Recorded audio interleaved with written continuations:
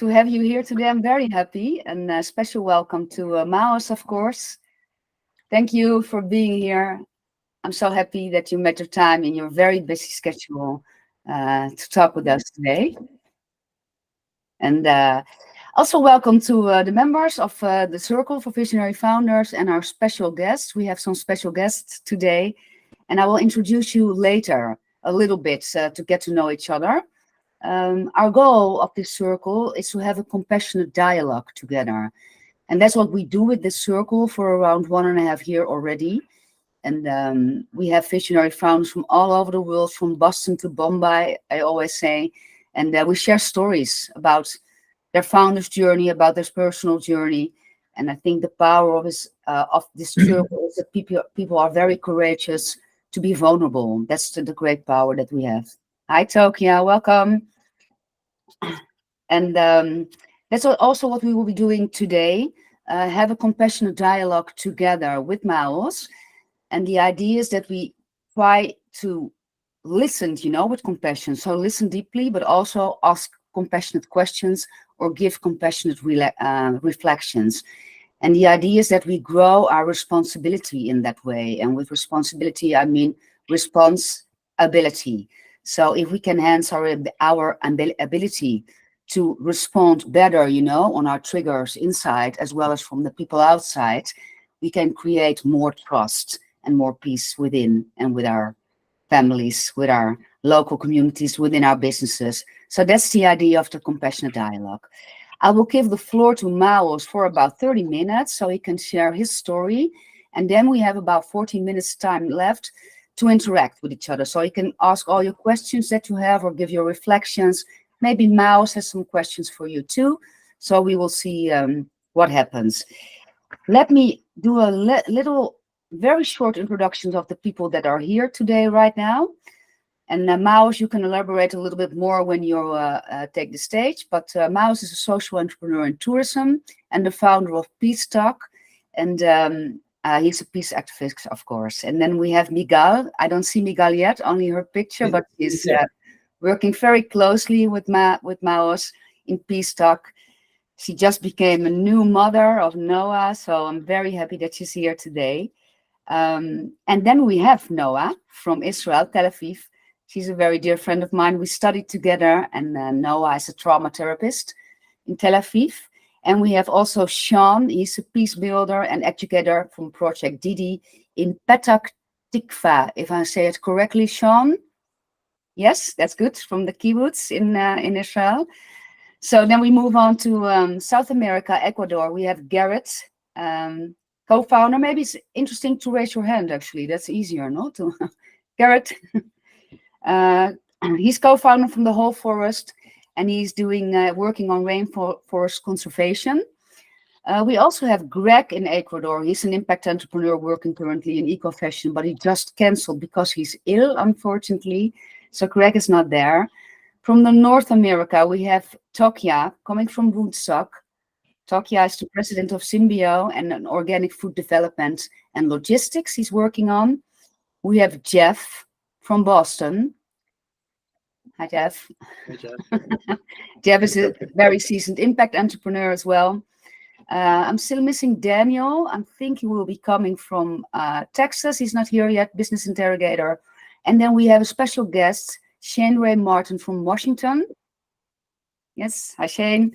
And Shane is investing in Peace Tech, and he's also a negotiator. From Poland, we have Mike. Hi, Mike. Mike is a pioneer and leader in advocating mental health within entrepreneurs and also connecting founders with venture capital. And then we have from Sweden, Napoleon. Napoleon is building great businesses to last with his Ultra Group. I'm still waiting for Christy from Germany. She's a special guest too today, leader of Simply Yoga. And unfortunately, Fiona from Germany can't be here today. She's also a yoga teacher. Let me see from Holland. We're still waiting for EJ and Monique. They are not here yet. And we get special love from Misha from Moscow. He couldn't be here, unfortunately. And last but not least, Ali. I'm not sure, are you in Mumbai, Ali, or in London today? And Ali is the deputy head of the Dawoodi Bora community, leading about 1 million people worldwide. So we have a very curated group today here. Welcome, everybody. So Maoz, I want to give you the stage to share your story. But before we start, first of all, I want to offer you, and I'm sure I'm speaking on behalf of many people, offer our condolences, our deep condolences of whatever happened, with you and with your family, and also towards the people that are involved in this situation, since it's a devastating loss that so many people have to suffer. And I think it's important that you know that our hearts are with you all. So wanted to start with that. And hopefully you want to share a little bit about your parents and how they have inspired you to who you have become today as a founder and peace activist. I'll give you the floor. You can share, and we can ask questions in around 30 minutes or so. Okay? Okay? Amazing. Okay. Thank you, Maoz. Go ahead. You didn't introduce your cat. Yes, my cat, he's hungry. What's his name? His name is Milo. Milo. Okay, great. Yes. So first of all, Baba, thank you for facilitating this circle, this time, this meeting, inviting special participants, and just for having this group for a while, from what I learned from you. And thank you, everyone, each one of you, for the time, for caring, for listening, because just to have the ability to share my story, also it's already a profound, empowering experience. So thank you for giving me this stage, and for sharing my story. So we don't have much time, so I'll go. I will start immediately. And if as I'm saying something that is not clear, or you're not sure if you got it, raise your hand, and the mics are open. So jump in and please ask me. So I'll try to do it better. But again, thank you for your time. So I lost my parents on October the 7th, and in the Jewish tradition, we are doing the Shiva. It's a 7-day of a wake ceremony from early morning to the evening. And already on October the 7th in the afternoon, we decided we are going to start the Shiva on Sunday. It was this first Shiva of the October 7th, which was a very, very extensive, intensive days. And in the second day of the Shiva, my young brother Magen, who is based in London, he's done his PhD in philosophy of education. He asked the siblings, we are 2 brothers and 3 sisters. He asked us if we can send a family message that we are seeking no revenge. That we are seeking no revenge. So of course we agreed.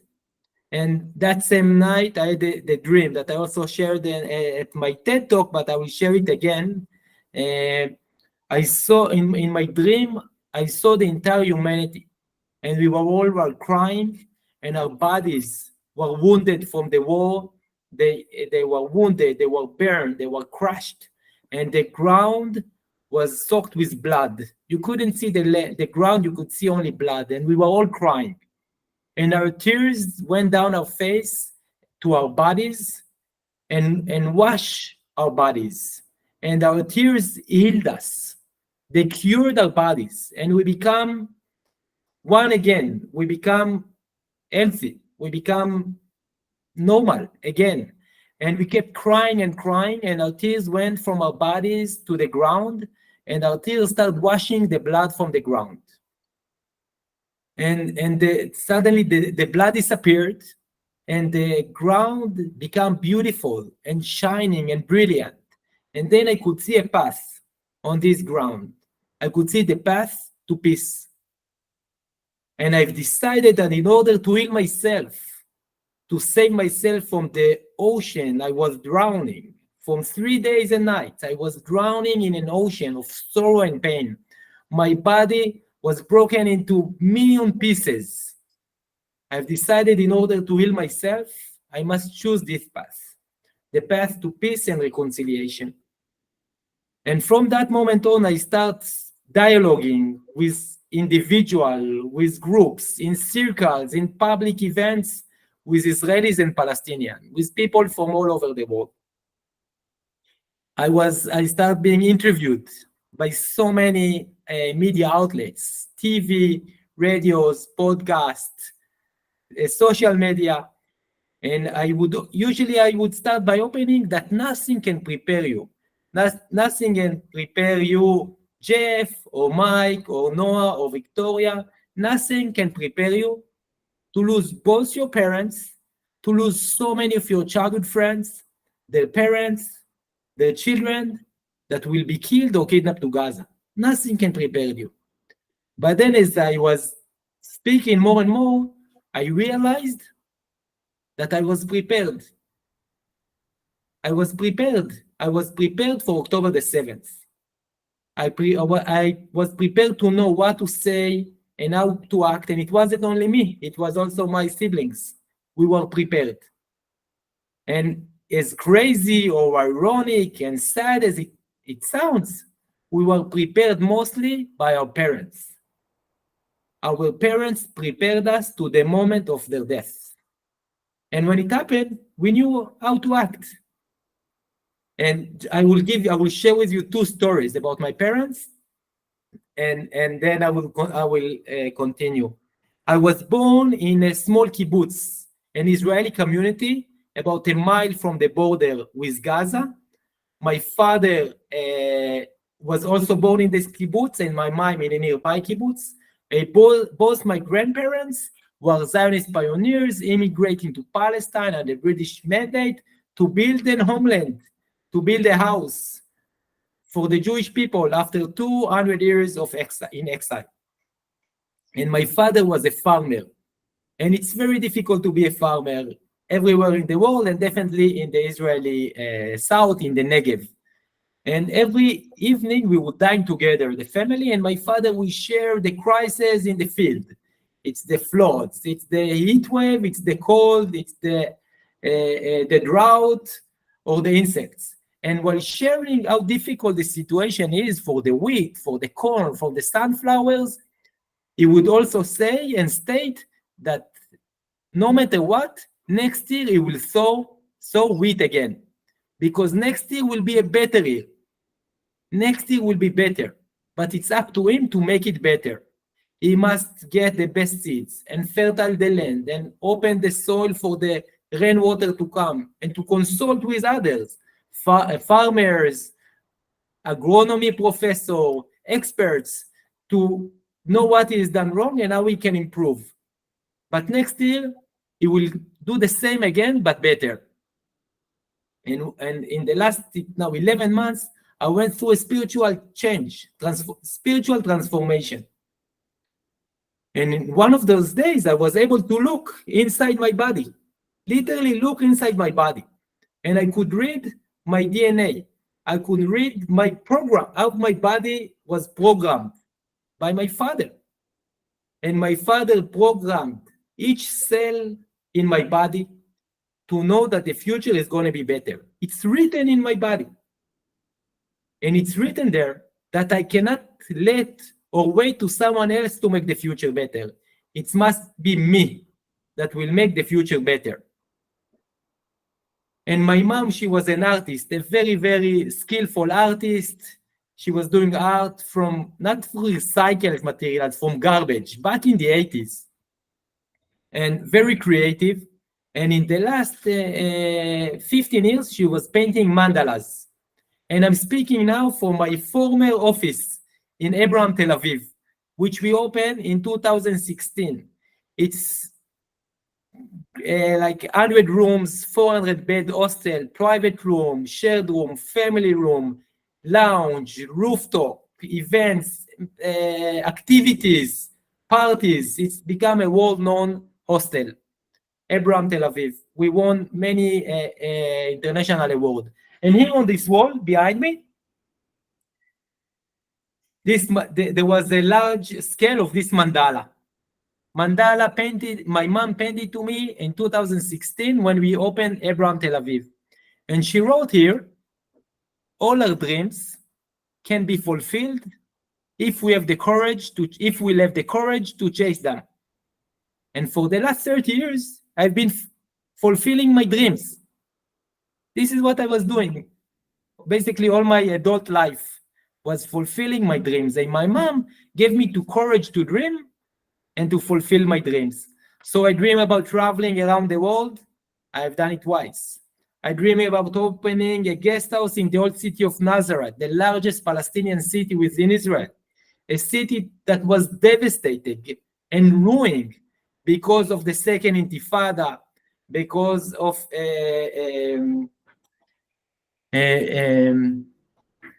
political challenges and global trends and underprivileged community that was basically lost because of economic crisis, because of political crisis, because of organized crime. And in this local Palestinian community, I opened the first guest house ever in 2005, the Fawzi Azarin, which became a world-known hospitality initiatives. And we also won major awards such as Best Accommodation for Local Community. There was a colored page in the Lonely Planet of Israel with our photo. Tony Wheeler, the founder of the Lonely Planet, stayed with us twice. Academic research about how tourism can empower and support local community, how it can support female entrepreneurs, how it can bring gender and gender equality, everything based on the work we were doing in the old city of Nazareth. We co-founded the Jesus Trail, which is an hiking trail between Nazareth and Capernaum, going through Muslim, Christian, and Jewish communities, bridging between those communities, breaking the mental and physical wall that we've been surrounded within all our life. At the age of 30, before opening the guest house in Nazareth, I didn't have even one Palestinian friend. I didn't know, and I lived all my life in Israel. 50% of the people living between the Jordan River to the Mediterranean Sea are Palestinian. 20% of the Israeli citizens are Palestinian. I didn't know even one of them. Not even one. I didn't know where Jesus was born, where he is buried, and nothing about the Annunciation. Nazareth is the city of Annunciation. I was born and raised into ignorance. And I'm a very curious guy. So, but I was doomed. It's a plan. It's a structured ignorance. And I've decided to break those walls, to break this ignorance by working, dialoguing with Palestinians, building partnership, building relationship, building a shared vision through tourism. And in the year of 2010, we opened the first modern hostel in Israel, Abraham Hostel Jerusalem. 80 rooms, all with private facilities, huge public areas and facilities. 2 companies that was operating in Israel, Palestine, and Jordan. More than 8,000 tourists were traveling with us on a monthly basis. You can multiply it, 100,000 customers a year. And in 2016, we opened Abraham Tel Aviv. I'm speaking now from my former office. And it became a multinational company, income of about 25 million euro income per year, 2,050 employees. And then COVID happened. When COVID happened, we nearly got bankrupt because most of our customers were foreigners. And I started doing tours in Nazareth, visionary, inspirational, and entrepreneurship tour in Nazareth, sharing my story and sharing the story of the activist.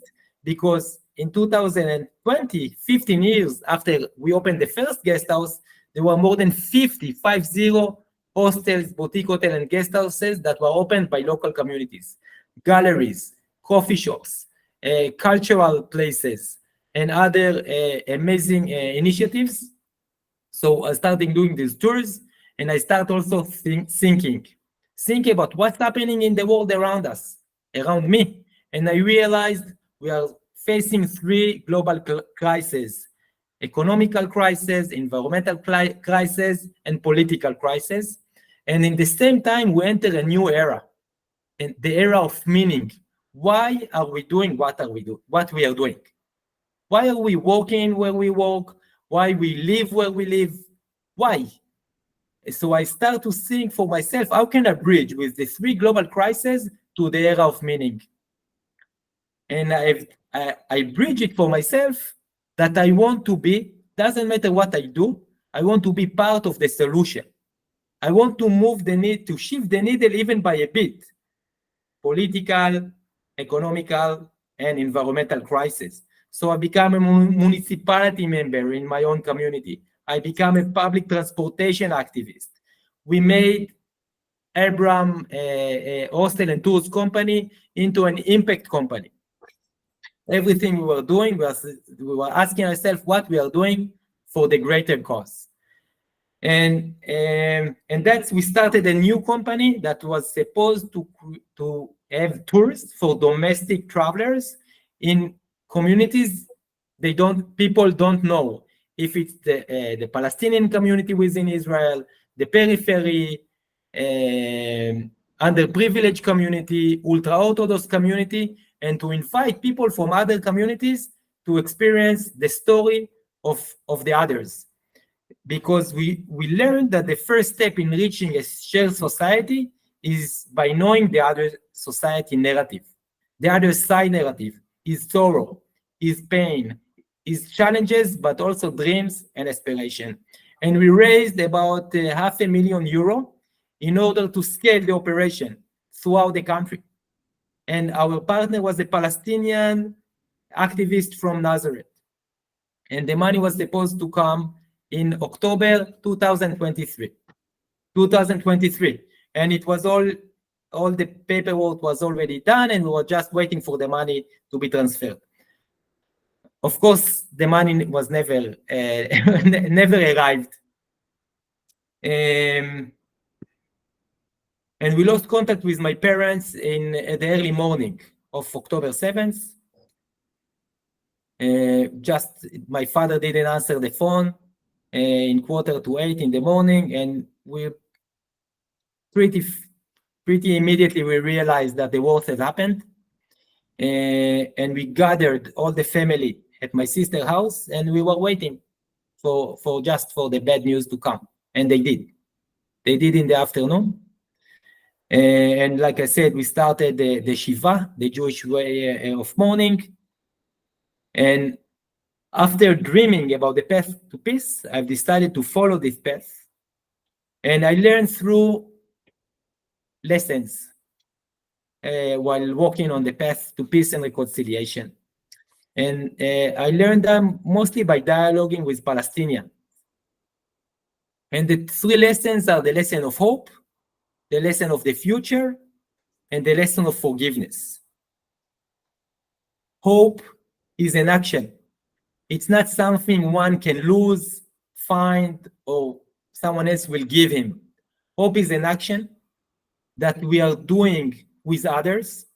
I invite us this circle, let's make hope together. You do it with others by envisioning a better future and by acting to make this future into a reality, and always being very honest to prove if our actions are effective or not. If they are effective, it means we're going to reach this future because our actions are effective. And if they are not, let's do something else. So it's so simple to explain how to make hope. And people now ask me, Maoz, what are you doing now? I'm making hope. It's as simple as that, making hope. The second lesson is about the future.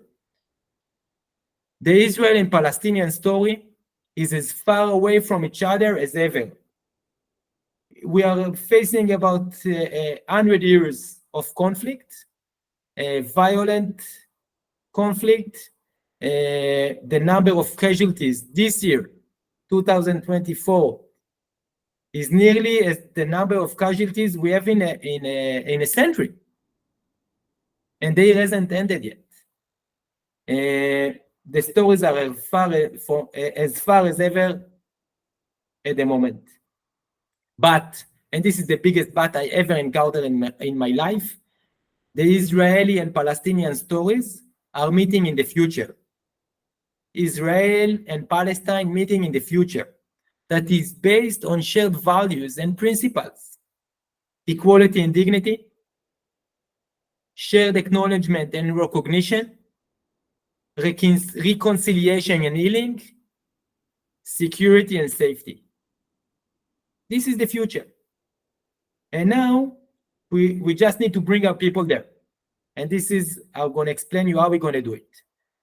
Because by 2030, less than 6 years from now, there can be peace between the river and the sea. This is our goal. This is the mission. I'm not calling for a ceasefire. I'm not calling to stop the war. I'm crying for peace. Peace is the ultimate meaning for myself. And I want to invite others to make this their meaning, your meaning too. So soon I will explain you how we can make peace in less than 6 years from now. But the most difficult lesson is the lesson of forgiveness. And this lesson I learned from Hamza Awawde. He's a Palestinian peace activist, which his family originally is in what's now is the southern part of Israel.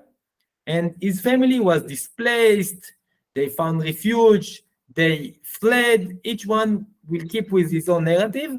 They were displaced to the refugees camp near Hebron, in the southern part of the West Bank. And in the last recent years, he's been living in Ramallah, all his life under Israeli occupation. And he says in November that he's willing to forgive about the past, he's willing to forgive about the present, but he won't forgive about the future, not to himself and to no one else. So I was listening to him, and I told myself, Maoz, you want to be a good person, like Hamza, and Hamza is an amazing person. So in order to be a good person, who should you forgive to? The immediate answer was the Hamas. Hamas killed my parents. In my narrative, Hamas is extremist fundamental organization that is killing and oppressing his own people and innocent people. If Israel is even better, this is within his nature. So after listening to Hamza, I've decided to forgive Hamas. I forgive them. But I was seeking revenge. I wanted to punish those who betrayed my parents, those who promised us again and again security and safety, those who promised us that they are protecting us. This is the Israeli government. The Israeli government betrayed in us. I was seeking revenge, and I was planning how I'm going to execute, how I'm going to make them pay. And working on my revenge was destroying me from the inside. I stopped functioning as a father, as a husband. I was just focusing on making them paying the price. But after listening, I was basically destroying myself. But after listening to Hamza, I've decided that I'm going to forgive the Israeli government. I'm going to forgive them for betraying in us and betraying and for being accountable for the death of my parents and so many of my loved ones. And now I'm just focusing on building the future.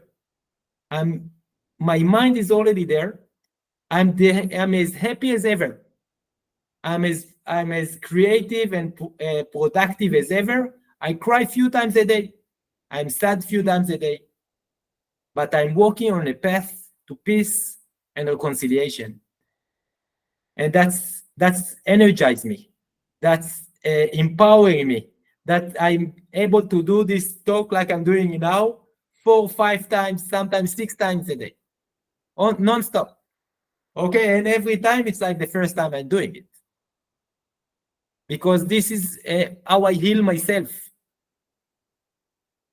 So how are we gonna make peace? And I was doing public speaking about entrepreneurship before October 7th. And there are 5, I was being part of more than 20 initiatives in Israel, business, social activism. And I found that there are 5 steps that match all the initiatives. First is the dream. The second is the values of this dream. The third is building a coalition. The fourth is having a roadmap, a blueprint. And the fifth is the execution.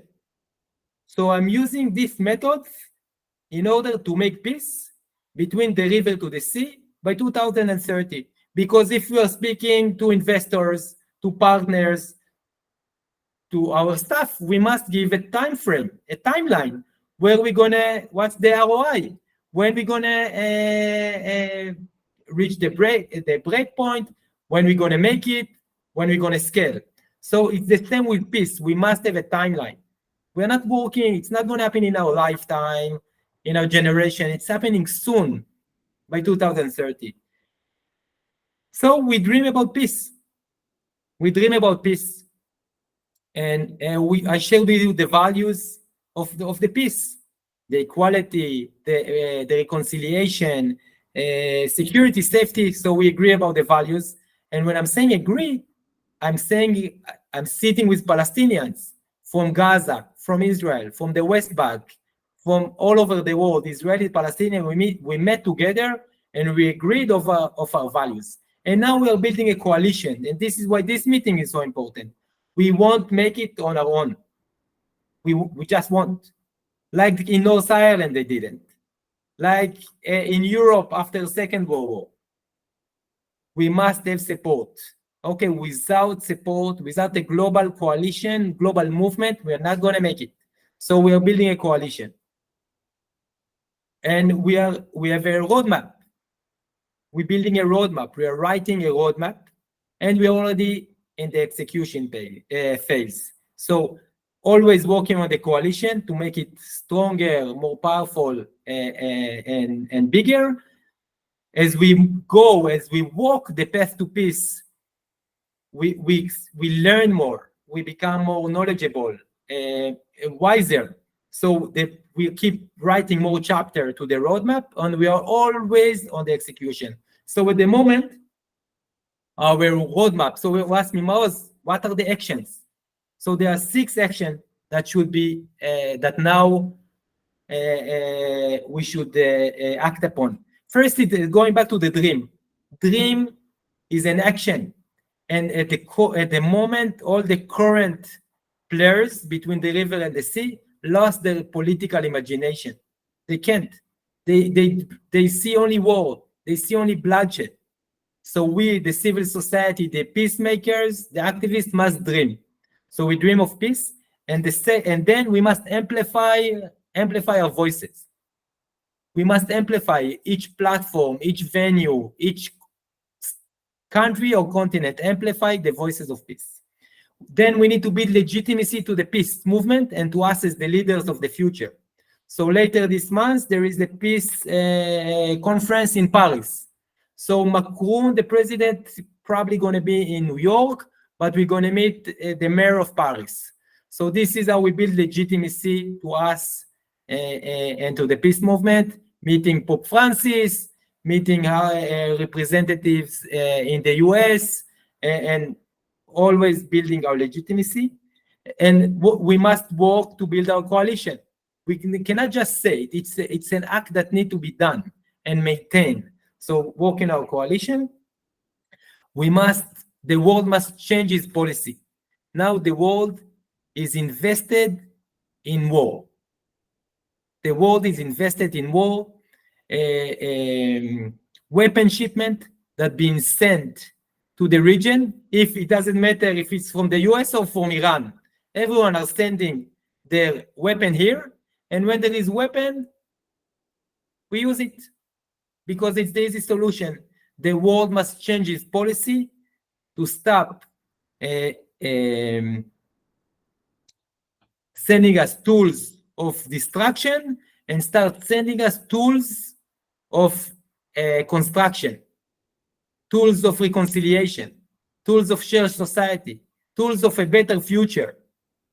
And what we are doing now is going deep into this chapter and writing a policy for the G7 group, for other, for the UN Security Council, how this policy should really look like. So this hopefully by next week I will have a first draft for a suggested policy to everyone in the world what should be done. And the sixth step that we'll need to do is to take all this movement and energy and channel it into a political power. Because at the end, there are politicians that sitting, dialoguing, and signing a peace accord. So we'll need to transform all our action at the end into a political power. But this is, again, we are working on it now. So it's not going to happen tomorrow, but we will start thinking or how to strategize it, how to start synchronizing the camp and work at the end to reach a political power. So basically, this is the work frame. I'm working now. I'm doing it 24/7, and I'm not alone. There are many like me, civil society organization, individual, Palestinian, Israelis, and overseas. And I want to share, and I'm finishing really soon, I want to share with you what I start sharing with Barbara before everyone joined. Aziza Busara, my Palestinian partner, we spoke in TED together. We are also signed by a Crown Publishing House. It's the largest publishing house in the US to write a book. And they call it a major deal. So it's a series. They're going to invest a lot of money in the book and in promoting it. And the book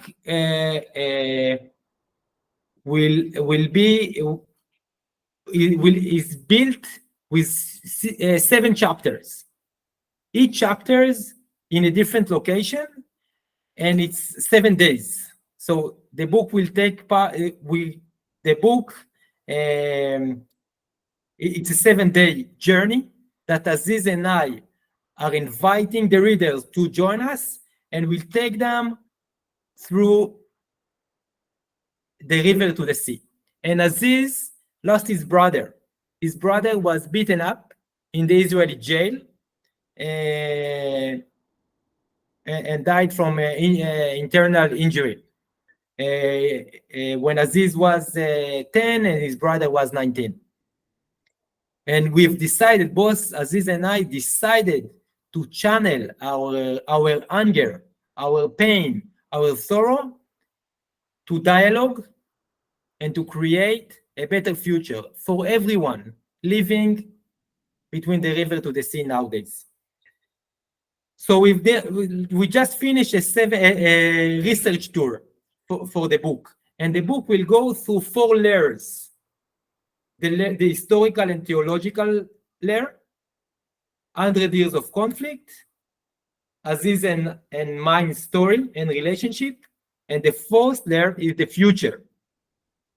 And we're gonna knit and connect all those layers with the places we are visiting. And there are some myths that living here and we want to break. And there are some myths we want to renew. And the myth we want to renew is of the prophet Jonah. Okay, I'm pronouncing it right. Yonah Navi, prophet Jonah. who was sent by God to the people of Nineveh, that they will stop do the wrong, to make them right again, that they will won't do wrongdoing anymore. And Prophet Joanna refusing, and is running away from God here in Jaffa, just where I'm speaking for you now. And then his ship get rocked, and he's been swollen by the big fish, the well. For 3 nights, days and night, is in the well, inside the well. And then he's decided to do what God tells him, and he's going to the people of Nineveh, and he was able to transform them to choose the good and not the wrong. So this is showing us the power of one individual to change the entire discourse, to change the entire community, to become from pure evil to choose the good. And who's good, who's evil, everyone can choose. Okay, I'm not saying who's right, who is wrong. Everyone are right and everyone wrong. But everyone got the potential to be changed. And this change can be done by one person, by one event. So this is the power of story. And this is why it's so powerful and meaningful for me to tell you the story. Because sometimes, in some historical moment, there is nothing that can be done. Nothing that can be done but tell your story. And as long as we can tell our story and the story of the future, there is a chance that this future will happen. And this is maybe the only thing we can do now, to tell our story. And the myth we want to break is the Greek myth of Medusa. Medusa was a beautiful Greek woman that was raped by Poseidon at the temple of Athens. She was a victim. Medusa was a victim, and her trauma wasn't written. The contrary, she was cursed by Athens that everyone that would look at her will die, and she became a monster. And this is totally wrong, because the only way to kill a monster is by looking to her in the eye. Only when we look in the monster eye and we start dialoguing with her, we start understanding what happened to her, what trauma she went through. We start empathizing her. We start seeing ourselves in her shoes, in her position. Then we are killing the monster. It's not a monster anymore. It's a human being. And then we are also finding the human being within each one of us. And this is what we must do now, to humanize the other, to feel for the other, to cry for the other, not to choose is right or is wrong. We are all right and we are all wrong. We all have all the reason to do good and to do evil. It's up to us to decide. And I made my decision. My decision to forgive. My decision to look in anyone for the seed of good. And now we are reaching soon Yom Kippur. Yom Kippur is one of the most holiest day in Judaism, when we are asking forgiveness from those we harmed. It's called forgiveness month. We're asking for forgiveness for those we harmed. And I want to, for myself and to others, I want to raise the bar. Not to ask for forgiveness, but to forgive. So thank you for your time. Yeah, wow. Thank you, your amazing listeners. I hope you got it all, or most of it. And now what I'm reaching out for a partnership. It's reaching out for a partnership, for shared thinking, for what we can do together, and how we can build a global movement of humanity, of peace. Thank you, Maoz. Thank you for sharing such an important story. The urgency, but also very touching in how you share it and how important it is to listen and to forgive each other. I can imagine a lot of people have questions maybe or want to reflect to your story. So feel free to raise a hand or ask a question. Yes, Tokia. First, I want to say again, I think everybody feels the same way. That I'm very grateful for your courage. I think just to stand up, to speak your heart. The courage to forgive is to ask for forgiveness and to forgive are both courageous, right? And I also I just want to say thank you. This is something that I don't know about the rest of us, but I think about this every day. I've thought about it every day. Most of my conscious life, the conflicts that this was in the history that created Israel, the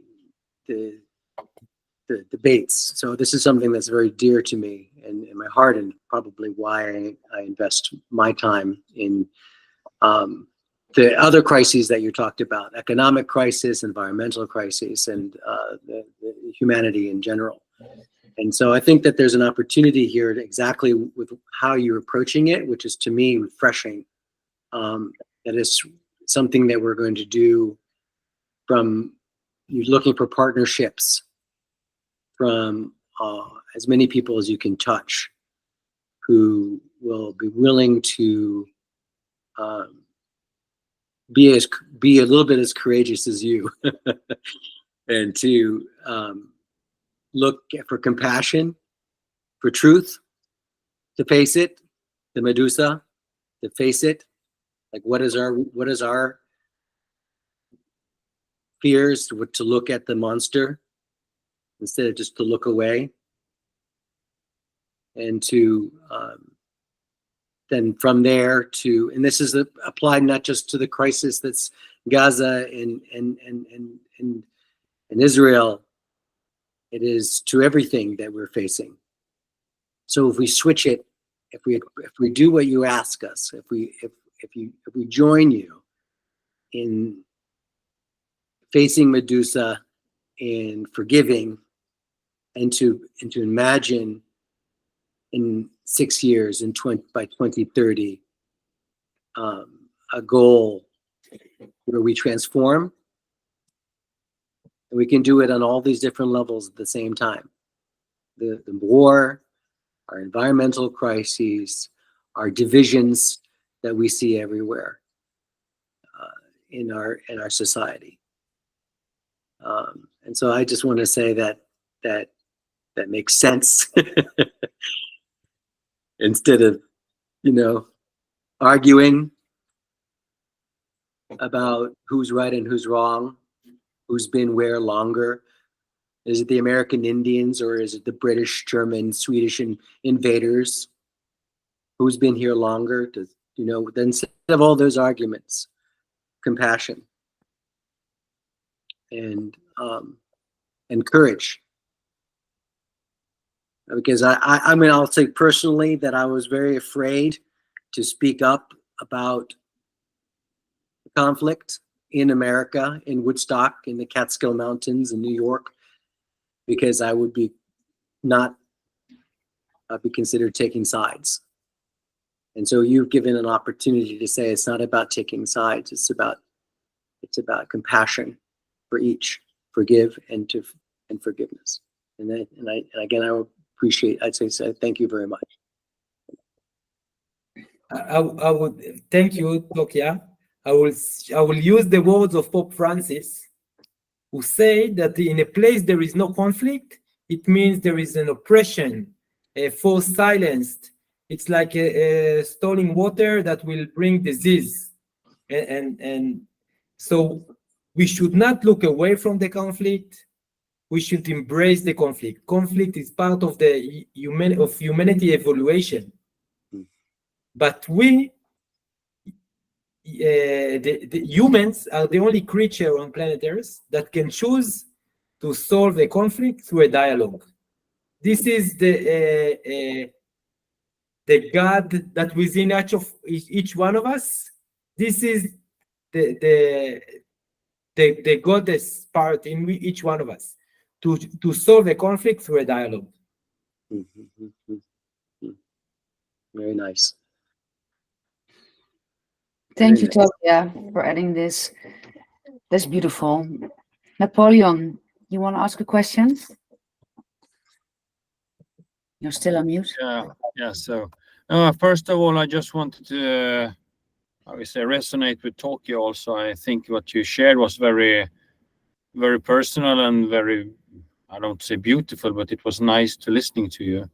And it's, and I like especially when you say that it's about forgiving others. And I think that is something that I've always also had with me, because sometimes I meet people who really, act in a very foolish way, but it's like water who is running over a goat. It's kind of falls me off. It doesn't hurt me, and I think that's important to also understand that people come from another direction, and they from what they think is okay might not be okay from our perspective. But I used to think that I always have no problem to forgive anyone. I think that is a good thing. One thing that was interesting, and I'm an engineer, so I am very solution focused, super focused, always on solutions. I'm trying to quantify how do we do this, like divide it into pieces, like salami slices of the elephant. And I just want to, this is not a solution, it's just a reflection. Here in Sweden, as probably most of you, unfortunately in the world, are reading about, always we have a lot of shootings and a lot of happenings here. It's not close to what you are having and experiencing, but here it's a lot about conflicts where it's like drug deals, etc. And that creates a very, very destructive loop where no one wants to stop this conflict. You shot my brothers, now I will shot your parents, all these things. And it's so hard here in Sweden to break this. But this is like a micro compared to what you are experiencing and sharing. It's much more macro what you are sharing. And I wish people could forgive and say, let's sit down and try to focus on finding solution instead of looking for revenge and all these things. And I don't know how it should be done, to be honest. I have no solutions. The only thing I know is that leadership is something that is very important, and we lack a lot of that, in general speaking, in this world. Yeah, just wanted to share. Yeah, thank you, Napoleon. And also, we talked about this a lot in the circle as well, right? That leadership starts within, and Yeah. then we can bring it outside. And I think Maoz should share such a beautiful story about how your leadership was even programmed in you by your parents, right? It started within and from previous generations, and so you were prepared to go on this path of peace right now. So, yeah, beautiful. Ali.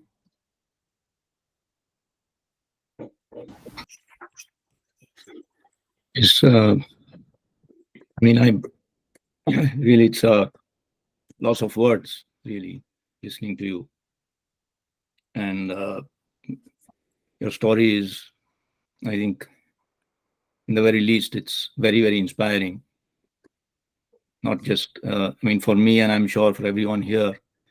And I think today, in this day and age, what we face, not only in Israel, Palestine, Gaza, but all over the world, India, where I'm coming from, we have conflict between communities, but the pattern is the same. There is the community, and then there is the vested interest. So, but I mean, I must, to begin with, actually thank you. And but even before that, to and Barbara did that at the beginning. Thank you, Barbara. But I personally also to express my condolences for your tragic loss. And I know that a loss. I have lost my father not long ago, and it can be, especially when he's a father like your father who inspired you, and my father also. And but especially also under such tragic circumstances, I would say, is even more difficult. So, I must also uh, um, commend you on not only you know um, not only your capacity for forgiveness, but also also to not only to overcome the anger and everything, but also to your belief. I think your belief, the strength of your belief. I think that is what is really inspiring to me. I've been through, in our community, we've been through conflict and dispute recently, and uh, I have seen, such belief in my father who faced that, and against all odds, and seeing the history. You said 100-year history. It's a 100-year history of conflict and all that. But to see your, in such tragic circumstances, instead of going down that path of, you know, uh, vengeance and revenge and anger, and you have channeled that. You have channeled that the strong emotions. You have channeled them into changing things, into wanting to change things, and the strength of your belief. Because as we see it, and I think everyone must have this question in their minds, that this is such a huge mountain. This is such a huge mountain, and you, Maoz, you know, I mean, you have this great strength in you, but and but how are you going to change this? You know, it's a huge question, but the belief you have, I mean, that's half the battle, I think. By building the coalition, he's going to do it with all of us. Yes, absolutely. You know, I mean, there's so much, so many thoughts that I had as you were speaking, and there's so much that I have, but I shouldn't go on and on. But uh, what I wanted to come to, I'll just say this before I come to that, is that what you said about, so many things resonated with me. What you said about looking the monster in the eye, right? We have this very famous story in our tradition, which I've spoken to all of the people here about, is Barbara and everyone else, or many of the people, not all of them, where we have Ashura, and you might have heard about it, where the grandson of our prophet Hussein, he and his family were massacred by the forces of by the forces of the caliph at the time. And what this looking the monster in the eye, he was surrounded by thousands, and he was 70 there. Him and his family and his few companions were 72 people. They were surrounded in the battlefield in the plains of Karbala in Iraq at the time, and they were cut off from the water from the Euphrates River for 3 days. And on the third day in the morning, what he does is he takes the Quran, he puts it on his head, he goes right out to them, and he says, I am the grandson of your prophet, and I appeal to you. I am you have surrounded me, and but I appeal to you. And he spoke to them and tried to reason with them. Unfortunately, at that time, there were a lot of, all these, what you talk about, the evil. And so that's what I'm one of our very, very prominent saints from, like, his name is Imam Ali, you might have heard. And he was actually attacked, and but he died after 2 days after he was attacked. So when he was brought back home, the assailant was captured and brought in front of him. He said no one hurt him. And he asked, this is a very famous story which is recited in our tradition, in the spirit of forgiveness. He says that, please, someone bring some milk for him. So but anyway, what I'm kind of getting at ultimately is a question, is that as I said, I have many thoughts, but I'm not going to go into all of them. But the question that you said about, you laid out the roadmap, which makes a lot of sense, and you have achieved so much up till now. So, but the question is that, this seemingly unbreakable wall, or this seemingly unsurmountable mountain of the vested interests. The vested interests don't care about any religion. They don't care about any community.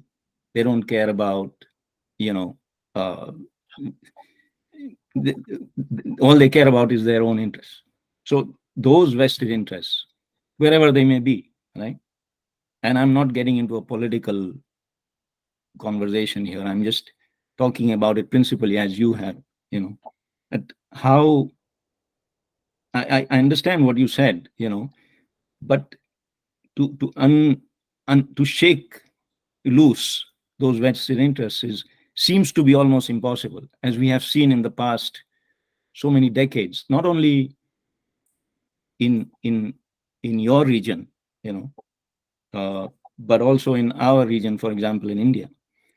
I'm a great believer, by the way, so don't get me wrong here. My question is not a suggestion that it can't be done.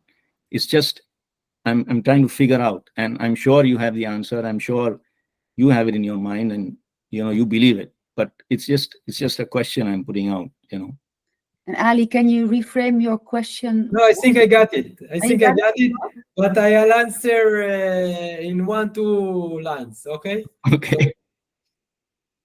First, I usually say I don't have all the answers. I don't have, but I know who does. The future has all the answers. We just need to reach there. And like with any other big mountain, we do it slowly and step by step. And we are also a link in the chain. We'll do everything we can. And I don't believe it, I know it, that we can. It's not about belief. It's about knowing. And I'm looking to Israel, Germany. I'm looking to the Otto and the Tutsi. I'm looking into US, Japan. I'm looking, there were 100 years of war between the French and Britain. There was the North Ireland, the Catholic and the Protestant. All conflicts ends in the end. All conflicts ends. No conflict stays forever. Don't forget about American slaves. That was quite an 400 institution. years, And there are revolutions, and revolutions are the things of the mind. Mm-hmm. Yeah. I'm looking forward to hearing Victoria raised her hand impatiently. We had a little bit ago. Go ahead, Victoria. You're still on mute. We can't hear you, Victoria. You're still on mute. Okay. Yes, there you are. Here I am now. Well, actually, I was listening, and I'm not only inspired, but I'm also very grateful that so many people from all over the world with so much wisdom are here together. So Maoz, thank you very much for telling your story at first, of course. But Barbara, it's really amazing how you got those people together. So yeah, I think that's really brave too, what you set up here. So I think it's important to mention that. And there are actually, of all the many things resonated, of course, but like 2 words are really,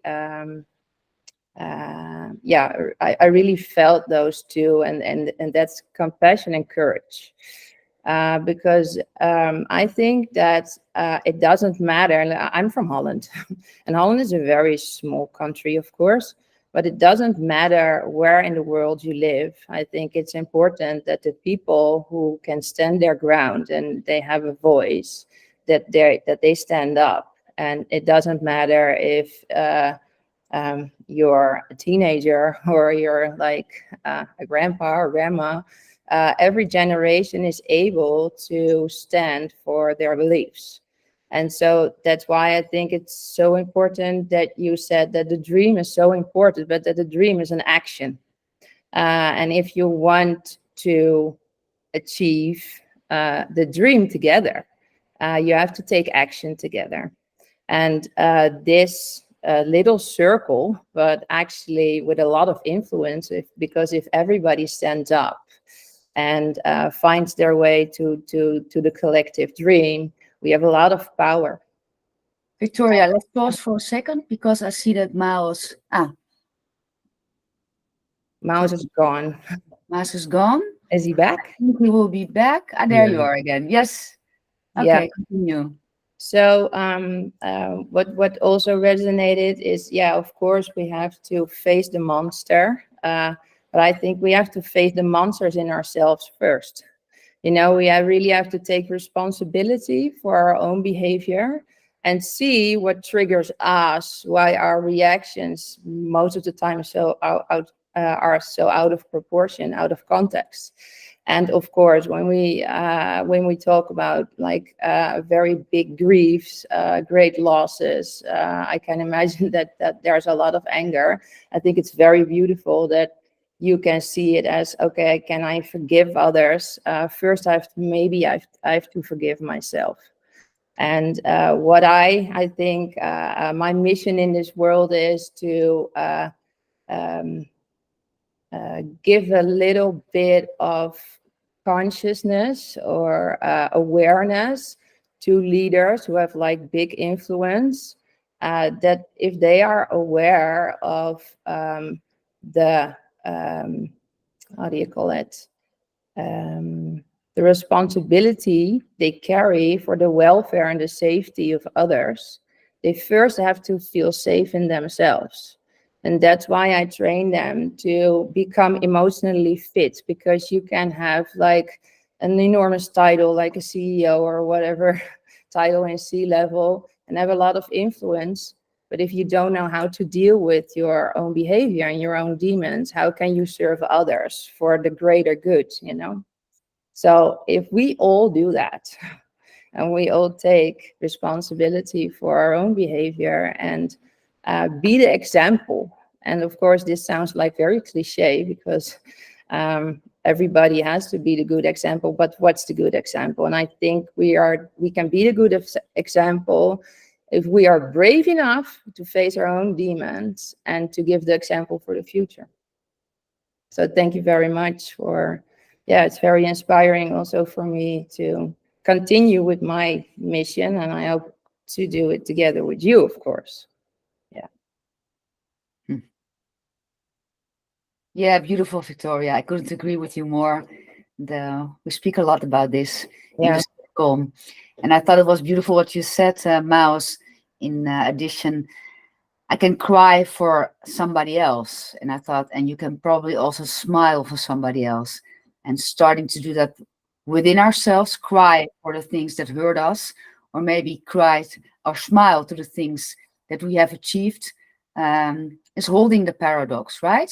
So like Tokia said, not one or the other side, but holding the paradox, making balance for both within us and for each other. The grief, the pain, but also, well, the beautiful power that you show today and the amazing reach of forgiving, right? So it's holding both. That's beautiful. You want to add something, Victoria, or that was it? Okay. Noah.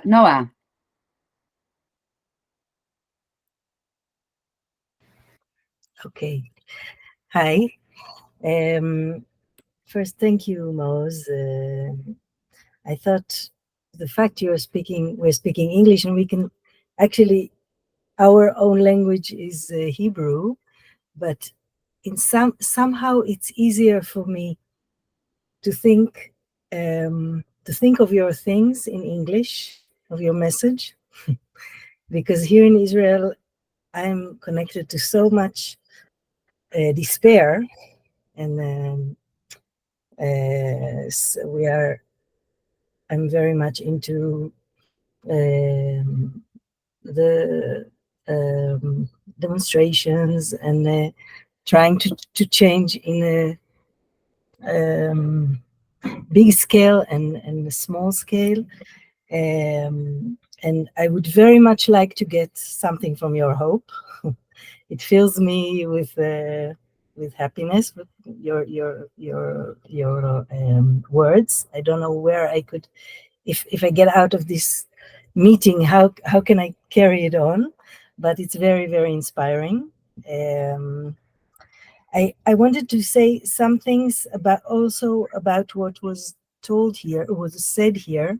First, I'm in contact with the circle of families of Palestinians and Israelis, that is a very, and you're a part of it, no? You're not. I cannot hear. You're muted. Yeah, Palestinian Israelis, bereaved families. Bereaved families, yes. Bereaved families. And they are. It's a forum that works 20 years ago already, and the message is people from Palestinian and from Israeli groups that lost someone that is very dear, that is very close to them, and they say the only way we can change something is by that, through dialogue, through knowing the narrative of the other, and it's very. I find it, as a therapist, I find it very therapeutic point of view, very powerful. And one of the things that they are talking about, and I saw it surely in what you said, and also what you said, Victoria, is the responsibility. They say we are not. Sometimes guilt is something that is that stops us from moving forward. And they say you should take responsibility. You cannot take the blame. Blame doesn't help you. Yeah, or not blame, but guilt feelings. Yes, guilt feelings are very they are like a little bit like revenge. They cannot you cannot move with it. You cannot do something with it. But when you take responsibility, it's another stand. It's another point of view. And I find it fascinating how you are doing it, Maoz. And it seems sometimes impossible, but I really hope you continue, and I hope to help you some way. I don't know how can I do it, but yeah. So thank you. So, thank you, Noah, and it's great to meet you here with Barbara Circle. There is so many things that can be done on the ground that already are being made.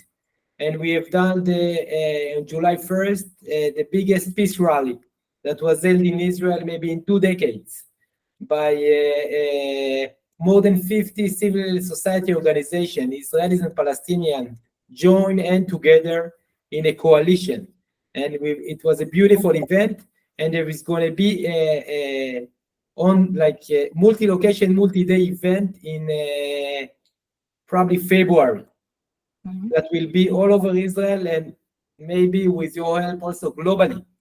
and there's going to be and you can join. I don't know how active you are at the family forum, but Women Wage Peace, Family Forum, Standing Together, Combatants for Peace.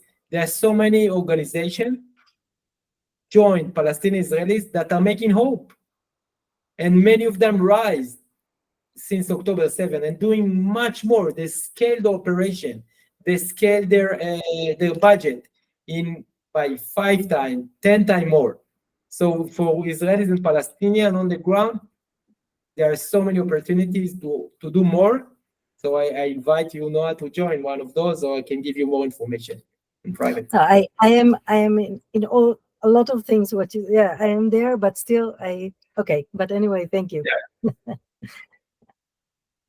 Thank you, Noah. Tokia. I have to leave in 10 minutes for my meeting. I live in New York. I have a lot of Jewish friends. My son goes to Hebrew school in Long Island. I believe, looking at this from a long-term perspective on how to help here, like I'm trying to think about how to help here. I think that there's a lot of power to shift things in the American Jewish community, that there's a great potential for shift. But it's also, I struggle with how to even communicate with my own community in this area because of the sense of, it immediately goes to victimhood. Victimhood is such a powerful reaction that I call it, gaslighting. It's what in a psychological term would be that if you are being beaten by somebody and they blame you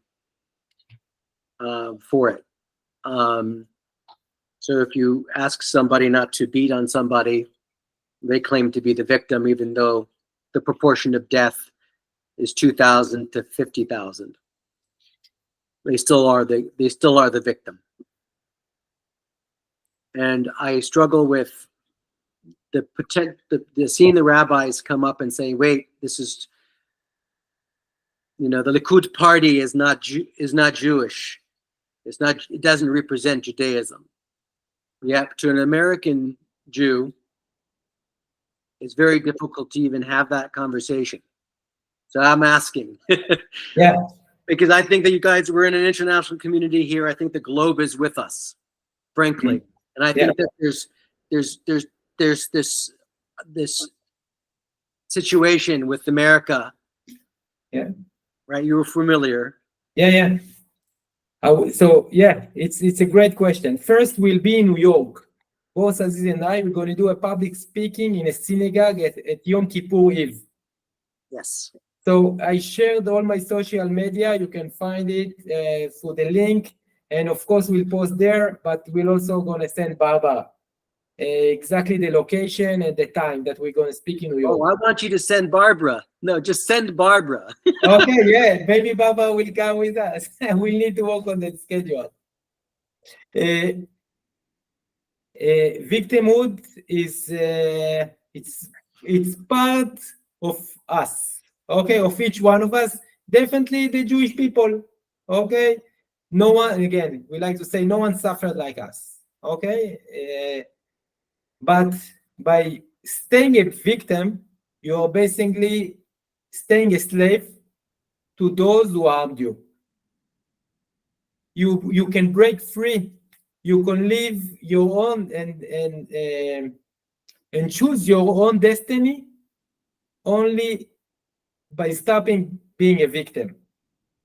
So and the best way to do it for me, it's not by revenge, it's by forgiveness. Then after you forgive, you are not a victim anymore. And revenge, we also have a phrase in Hebrew, Hashem yikom damam. God will avenge. for their soul. Revenge should be in Judaism only in the head of gods. Mm. It's not for human being to revenge. This is something very profound in Judaism. Mm. It's only for God to revenge.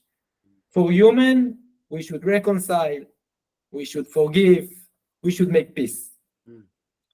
And so the discourse within the Jewish Americans is, because they think they are supporting Israel. And this is why we must differentiate between the government of Israel to the state of Israel.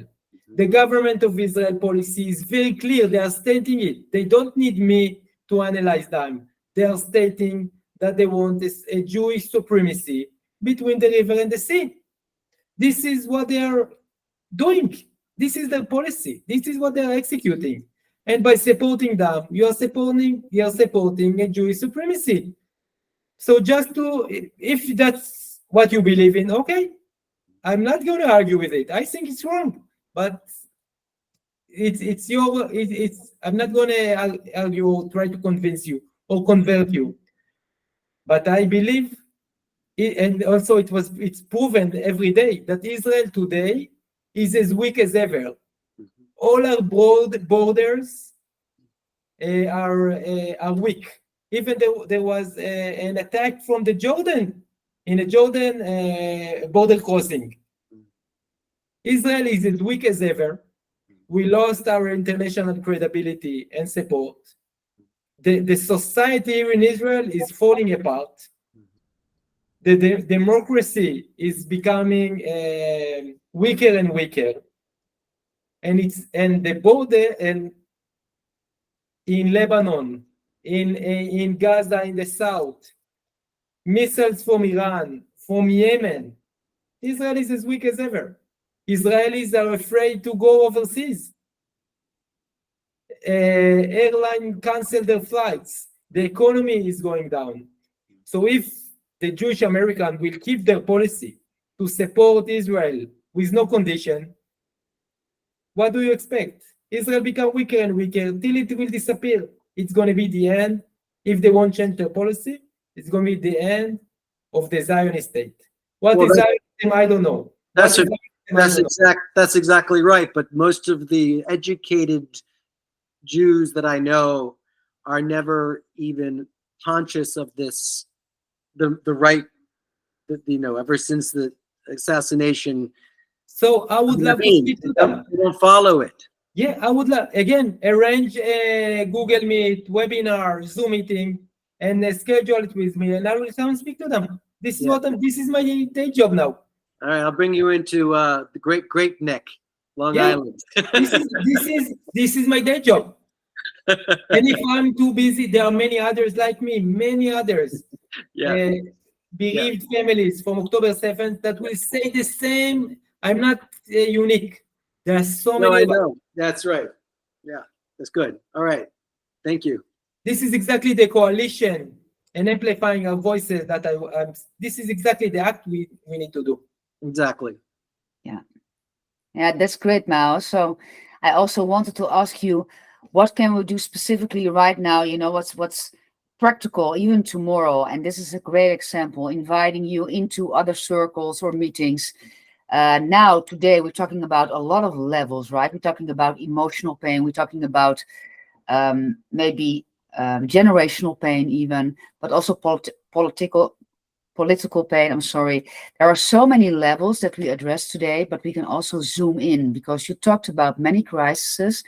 And I always tend to see a crisis below all those crises, which is an emotional crisis. I'm sorry. In a way, we are dealing with a collective trauma. And like Victoria also said, and we work on that with this circle for a long time. How can you heal, within so you can go outside? And what I see today in your story is that you have been vulnerable, very honest, but also capable of showing the perspective for the future, being so very positive while being heard as well in the meanwhile. So that's very, very interesting and very hopeful, maybe, to see that. It gains trust. And that's what we do, I guess, right? we grow our ability to respond to each other. So I'm very, very happy that you shared this with us. It's very powerful. And I thank you, Maoz, for doing that today. Sure. I also want to invite everybody still present on the recording later on to bring this home, I guess, this energy within you, within your families, but also in your businesses or in your local communities, and see what we can do today and tomorrow, right? To help each other. I'm feeling very, very excited that so many amazing and beautiful people joined today and shared this experience. Thank you very much, Maoz. Thank you. Thank you. Thank you all. Love and peace. Thank you very much. We'll carry it on. Thank you all. Be in touch. Thanks. Thank Bye. you. Take care. Thank you. Bye-bye. Bye. Bye. Thank you, Barbara. Thanks, Sakya.